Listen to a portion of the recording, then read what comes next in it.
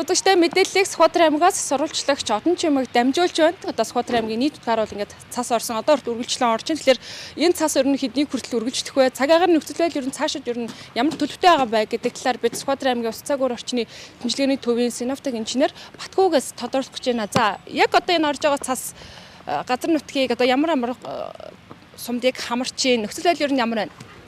За одоогийн байдлаар бол манай аймгийн баруун талаас орж эхэлсэн Төвшин Ширээ, Мөнхган, уулын сум нутгаар дамжин орж одоо нийт нутгаар бол зас орж байна.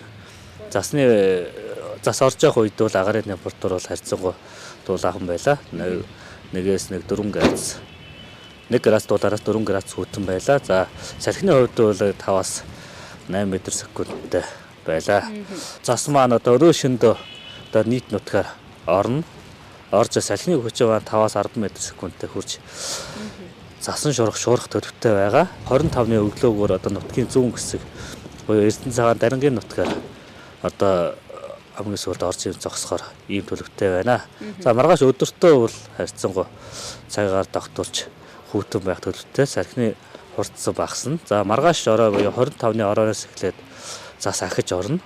За 25-наас 26-ны шилж гişүн 26-ныхаа өдөр бол бас орно. Энэ оролтон дээр салхины хурц маань бас нэлээ их байна. 7-аас 12 м/секундтэй, зарим үед 16-аас 18 м/секунд хүрч ширүүсч бас засан шуурах юм төлөвтэй байна. Агаарын температурын хувьд бол өнөө шөндөө бол 9-аас 14 градус хүйтэн, маргааш өдөр 1 градус 7-аас 4 градус хүйтэн байна.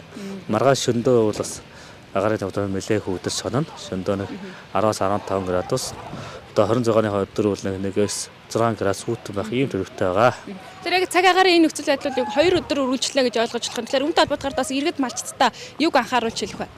За цаг агаарын сайн байдал бол нэлээд нойтон зас орж бас хайлмагт нь бас шөндөө хүйтэн байгаа учраас аян газар мөсдөж байгаа. Ийм учраас малчд маань бас нэг малаа ойрын бэлчээр тариулах болцсошгүй бас осол аваараас сэрвчтэй байхыг зөвлөж байна. За баярлалаа танд. За баярлалаа. Үзэгчдээ бид Сүхбаатар аймгаас холбогдож цаг агаарын нөхцөл байдлын мэдээллийг хүргэлээ.